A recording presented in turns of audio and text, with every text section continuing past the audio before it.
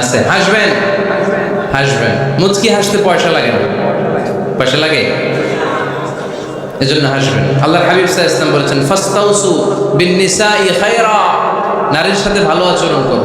নারীদেরকে বাঁকা পাঁজরের হাড় দিয়ে তৈরি করা হয়েছে।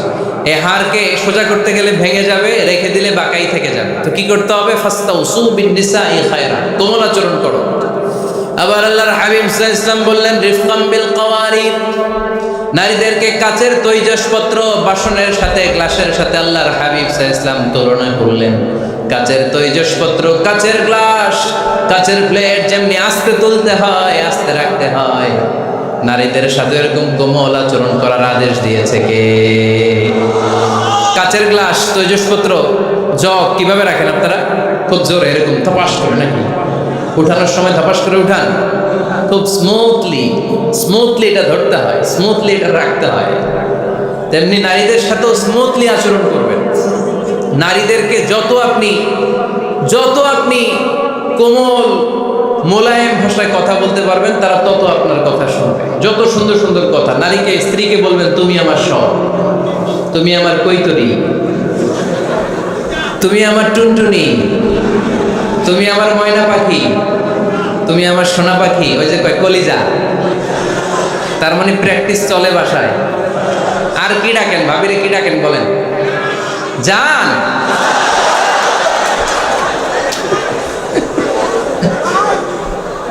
জান ডাকেন। আর ভাবি কি ডাকে আপনাদেরকে? বাবু। কি ডাকে? বাবু ডাকে। আর কি ডাকে? হ্যাঁ, বেবি। পোলাপান কত দুষ্ট দেখছেন? বেবি ডাকে নাকি? স্বামী স্ত্রীর মধ্যে এই সোহাগপূর্ণ, এই ভালোবাসাপূর্ণ এই ডাকাডাকিতে কোনো গুনাহ নাই, আছে সওয়াব। এগুলো দাম্পত্য জীবনকে সুখময় করে, ঠিক কি না? তাহলে স্ত্রীদের সাথে কোমল আচরণ করতে হবে, 1 নাম্বার দায়িত্ব। 2 নাম্বার দায়িত্ব, স্ত্রীর সেক্সুয়াল ডিজায়ারকে ফুলফিল করতে হবে। সেন্সিটিভ, যেগুলো ব্যাখ্যা করে বোঝানো কঠিন। আপনারা বুঝবেন যারা ম্যাচিউরড, মোর দেন 18 ইয়ার্স, যারা 18+ যাদের বয়স, সেক্সুয়াল ডিজায়ার ফুলফিল করা হাদিসে এসেছে, এটা স্বামীর দায়িত্ব। ফিজিক্যাল ইন্টিমেসির সময় নিজের ডিজায়ার ফুলফিল হলেই কুইট না করা, সময় দেয়া, এটা আবশ্যক। এই বিষয়েও প্রত্যেক স্বামীর খেয়াল রাখা দরকার। সংক্ষেপে শেষ করে দিলাম। 3 নাম্বার, স্ত্রীর ব্যক্তিগত বৈধ কাজে স্বাধীনতা দিতে হবে স্বামীর। অনেক স্বামী এই ছোট্ট বিষয় নিয়ে মারামারি লাগায় ফেলে ঘরে। স্ত্রীর ব্যক্তিগত বৈধ যে চয়েস, এটাতে আপনি স্বাধীনতা দিবেন। স্ত্রীর মনে চায় রান্না বান্না শিখতে, আপনি বললেন তুমি কম্পিউটার শিখো, কিলাকিলি আছে না নাই? স্ত্রীর মনে চায় কাঁথা সেলাই শিখতে, নকশি কাঁথা, আপনি বললেন না তুমি ল্যাঙ্গুয়েজ শিখো, ঝামেলা আছে না নাই? না। আপনি একটা ইন্ডিভিজুয়াল, আপনার স্ত্রী আর একটা ইন্ডিভিজুয়াল, প্রত্যেকের আলাদা ব্যক্তিগত রুচি, চাহিদা, মতামতের গুরুত্ব আছে না নাই? এজন্য প্রত্যেক স্বামীর উচিত স্ত্রীর বৈধ ব্যক্তিগত যে কাজ, অবৈধগুলো না। স্ত্রী বললো যে জি বাংলা দেখবো, তুমি একটা টিভি নিয়ে আসো, আনা যাবে? কথা বলেন। স্ত্রী বললো চলো 1 বৈশাখে আমরা নাচানাচি করবো, তুমি আর আমি মিলে, এটা মানা যাবে না। স্ত্রীর ব্যক্তিগত বৈধ কাজের স্বাধীনতা দেয়া। আম্মা জান আয়েশা রাদিয়াল্লাহু তাআলা আনহা বলেন, ওয়া কানা লি সাওয়াহিবু ইয়ালআবনা মাই, বুখারীর বর্ণনা, আমি যখন আল্লাহর হাবিব সাল্লাল্লাহু আলাইহি ওয়াসাল্লামের বাড়িতে বউ হয়ে আসলাম, আমার কিছু খেলার সাথী ছিল। আমি কাপড় দিয়ে পুতুল বানাতাম আর ঘোড়া বানাতাম, এগুলো দিয়ে খেলতাম। আমার সাথীরা আসলে রাসূল সাল্লাল্লাহু আলাইহি ওয়াসাল্লাম ঘরের পর্দা নামিয়ে দিয়ে আমার জন্য ঘরটা ছেড়ে দিত। সুবহানাল্লাহ কইতে বললেন না? আল্লাহর হাবিব সাল্লাল্লাহু আলাইহি ওয়াসাল্লাম কখনো বলতেন না আয়েশা তোমার বান্ধবীরা যেন ঘরে না আসে, কখনো বলতেন না আয়েশা আমি নবী মানুষ, তুমি নবীর বউ, তুমি কেন পুতুল দিয়ে খেলো, তুমি কেন কাপড় দিয়ে পুতুল বানাও, কেন ঘোড়া বানাও, এগুলো বন্ধ করো। কোনদিন বিশ্বনবী আম্মা জান আয়েশা রাদিয়াল্লাহু তাআলা আনহার পুতুল খেলায় বাধা দেন নাই, সাথীদের সাথে খেলাধুলায় কখনো বাধা দেন নাই। সুবহানাল্লাহ পড়েন। ছোট্ট মেয়েদের জন্য কাপড়ের পুতুল দিয়ে খেলাধুলা করা এটা জায়েজ, কারণ ছোট্ট মেয়েরা দেখবেন পুতুল বানায়, এটার দুধ খাওয়ায়, এটার জন্য রান্না করে, এটার গোসল করায়, এটা এটাকে ছোট্ট মেয়েদের জন্য পুতুল খেলা জায়েজ রাখা হয়েছে এজন্য, কারণ তারাই কিছুদিন হবে এই প্রজন্মের মা। তাদের সন্তানদেরকে কেমন করে লালন পালন করবে তার একটা প্র্যাকটিস খেলার ছলেই ছোটবেলায় হয়ে যায়। সুবহানাল্লাহ পড়েন। এজন্য 3 নম্বর দায়িত্ব স্ত্রীর ব্যক্তিগত হালাল যে কাজগুলো আছে তার ব্যক্তিগত এই ভালো কাজগুলোতে আপনার স্বাধীনতা দিতে হবে, বাধা দেওয়া যাবে না। 4 নম্বর দায়িত্ব স্ত্রীর প্রশংসা করবেন। কি করবেন? প্রশংসা। আমরা খালি দোষ খুঁজি, তোমার রান্না ভালো না, তোমার চেহারা ভালো না, তোমার বাপ ভালো না, তোর মা ভালো না, তোর 14 গোষ্ঠী খারাপ, আছে না নাই? তো এই বেডি আপনার ভালোবাসবে? এই বেডি তো আজীবন আপনার বদনাম করবে, ঠিক কি না? কোনোদিন তারে আপনি প্রশংসা করলেন না, প্রশংসা করবেন। স্ত্রীর চেহারার প্রশংসা করেন, যে তুমি সুন্দর, তুমি সুন্দরী, এরকম বলেন, খুশি হবে না? হ্যাঁ, তুমি সুন্দর তাই চেয়ে থাকি, সে কি মোর অপরাধ? কোনো অপরাধ নাই, ইচ্ছা মতো গাইতে থাকেন স্ত্রীর শানে গান, সব আসারে নাই। তবে শুধু স্ত্রীকে শোনানো যাবে, ভাবিরে শোনানো যাবে, শালীরে শোনানো যাবে, পাশের বাড়ির কাউরে শোনানো যাবে? দেখেন ইসলাম কত চেক এন্ড ব্যালেন্স। স্ত্রীকে আপনি গান শোনান, কোনো গুনাহ নাই, আছে শুধু সওয়াব। তাহলে 4 নম্বর পয়েন্ট হচ্ছে এপ্রিসিয়েশন। সারাদিন এই মহিলাটা ফজরের পর থেকে উঠে ঘর গোছায়, মশারিগুলো খোলে, বিছানা পরিষ্কার করে, বাচ্চাদেরকে ক্লিন করে, স্কুলের টিফিন রেডি করে দেয়, বাচ্চাদেরকে স্কুলে যেতে দেয়, আপনার জন্য খাবার রেডি করে, কাপড় ধোয়, ঘরের সবাইকে দেখভাল করে। একদিনও আপনি তার এপ্রিসিয়েশন করলেন না। এরকম ডাকাইত স্বামী আছে না নাই? দৌলতপুরে নাই, এখানে সব ভালো। এপ্রিসিয়েট করবেন। আমরা ভুলে যাই, একটা থ্যাঙ্কস দিতে ভুলে যাই, একটা জাযাকিল্লাহ, আল্লাহ তোমাকে জাযা দেখ, এটাও বলি না। বউ তুমি অনেক কষ্ট করেছো, তুমি অনেক দিক সামলাও, আমি আর কয়টা সামলাই, তুমিই তো দেখো, একদিনও বলে না, আছে না নাই? তার রান্নার প্রশংসা করবেন, তার কাজের প্রশংসা করবেন, তার চেহারার প্রশংসা করবেন।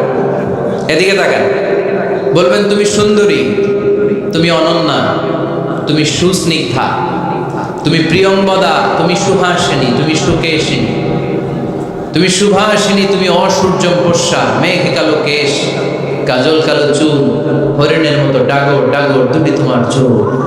আহা, পোলাপাইন খুশি হয়ে গেছে। আহা, আর মুখস্থ রাখতেছে, বলবে এগুলা, বিয়ে করে নাই কিন্তু এখনো। তো জায়গা মতো বলবা, গার্লফ্রেন্ডে বললো না। আবার কাকে বলবা? স্ত্রীকে। কাকে? স্ত্রীকে। পারা যাবে না, একটু অ্যাপ্রিসিয়েশন দেওয়া যাবে না ওনাদেরকে? একটু প্রশংসা করবেন। প্রশংসা পেলে নারীরা বড্ড খুশি হয়। যদি আপনি বলেন যে তোমার রান্নাটা আজকে অসাধারণ হয়েছে, দেখবেন আরেক বাটি আইনা দিতেছে, খাইতে পারতেছে না, এরপরে পাতে তুলে দেয়, আরেকটু খাও, আরে খাও না, আছে না নাই? ওই যে প্রশংসা করছেন, খুশি হয়ে গেছে। আপনি 10,000 টাকার বান্ডিল দিয়ে আপনার বউকে যত খুশি করতে না পারবেন, রান্না মজা হয়েছে এইটা বলে আপনি অনেক বেশি খুশি করতে পারবেন। আল্লাহর হাবিব সাল্লাল্লাহু আলাইহি ওয়াসাল্লাম কখনো স্ত্রীদের রান্নার বদনাম করে না। সুবহানাল্লাহ পড়বেন না? আওয়াজ করে পড়েন সুবহানাল্লাহ। আজ থেকে স্ত্রীর সৌন্দর্যের প্রশংসা করবেন, কাজের প্রশংসা করবেন, রান্নার প্রশংসা করবেন, অ্যাপ্রিসিয়েশন দিবেন। পারবেন তো? রান্নার প্রশংসা নিয়ে মজার একটা গল্প আছে, শুনতে চান? তো উঠতে শুরু করলেন যে, হ্যাঁ, এখন আর কে কারে ধরবে? অনেকে উঠে গেছে। 2টার দিকে যারা বসা, প্রায় আমার মাহফিলগুলোতে এই সমস্যা হয়। গাইবান্ধাতে আমি গেলাম, জিজ্ঞেস করলাম কখন আসছেন? ফজর পরে আসছেন। তো ফজর পরে আসছেন, এত আগে আসছেন কেন? জায়গা পাবো না, এই জন্য। লক্ষ লক্ষ মানুষ, কে কাকে নিয়ন্ত্রণ করবে? লক্ষ লক্ষ মানুষ। আমার জীবনে এত বড় প্যান্ডেল আমি কথা বলি নাই। এরা সকাল থেকে বসে আছে, পেশাব আটকে রাখছে, এটা ক্ষতিকর না? এরা আজহারিকে দেখার পরে এরপরে ওঠা আরম্ভ করছে, দেখাইছি কয়, দেখা গেছি হুজুর, এরপরে চলে যাচ্ছে। তা আপনাদের কি অবস্থা এরকম? হ্যাঁ, আচ্ছা ঠিক আছে। তো রান্নার প্রশংসা নিয়ে যে মজার গল্পটা আপনাদের শোনাতে চাই, এদিকে তাকান, মনোযোগী হন। আমার ওয়াজ শুনে এক লোক মনে মনে নিয়ত করছে যে আইরে, জীবনে তো রান্নার প্রশংসা করলাম না, আজকে রান্নার প্রশংসা করব। তো মাহফিল শেষে বাসায় গেছে, স্ত্রী তাকে খাবার দিয়েছে, স্বামী খাবার খায় আর মিটি মিটি হাসে। স্ত্রী বলে, এই মাহফিল শুনে আসছো, রাত বাজে 12টা, খাচ্ছ ভালো কথা, হাসো কেন? তো স্বামী বলে, হাসি এর কারণ হচ্ছে তোমার রান্নাটা আজকে এত মজা হয়েছে না জীবনে, আজকে বাড়ায় বাড়ায় করতেছে, জীবনে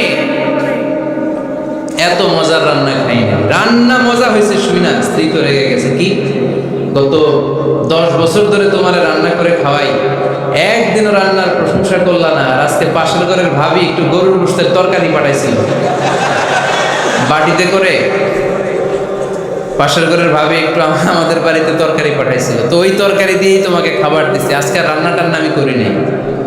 তো ওই বেটির রান্না তোমার এত ভালো লাগছে, এই 10 বছরে একদিনও কইলা না, আজকে এটা কইলা, খাও খাও, তোমার মজার খাওয়া, আর রান্ধব না।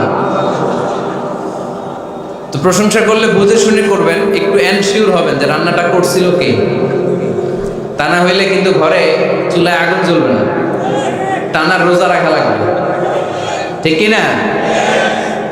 তো 4 নাম্বার গেল এপ্রিসিয়েশন, একটু এপ্রিসিয়েশন দিবেন। আল্লাহর হাবিব সব সময় স্ত্রীদের প্রশংসা করতেন। সেই বুখারীর বর্ণনা, আল্লাহর হাবিব বলেন, ইন্না ফাদলা আয়েশা আলান নিসা কাফাদলি সারিদ আলা সাইরিত তাআম। আরব ভূখণ্ডের মধ্যে সব খাবারের উপরে সারিদ খাবার যেমনি সেরা, দুনিয়ার সব নারীদের মধ্যে আমার আয়েশা তেমনি সেরা। সারিদ একটা খাবার আছে। আমি যখন মিশরে পড়তাম আল আজহার ইউনিভার্সিটিতে, আমাদের ইউনিভার্সিটিতে সরকারের পক্ষ থেকে সরকারিভাবে খাবার দেয়া হতো। আমাদের খাবারের খরচ বহন করতেন ওমানের সুলতান কাবুস। এই গত 3-4 দিন আগে ইন্তেকাল করেছেন, নাম শুনছেন আপনারা? প্রায় 40 বছরেরও বেশি মনে হয়, 45 বছর বা 50 বছরের লম্বা সময় উনি ওমানের প্রেসিডেন্ট ছিলেন। উনি আমাদের খাবারের খরচটা বহন করতেন। কিছুদিন আগে ইন্তেকাল করেছেন। আমরা ওনার জন্য দোয়া করি, আল্লাহ তাআলা এই সুলতান কাবুসের জীবনের গুনাহগুলো মাফ করে দিক, ওনার সমস্ত খেদমত আল্লাহ কবুল করে নিক।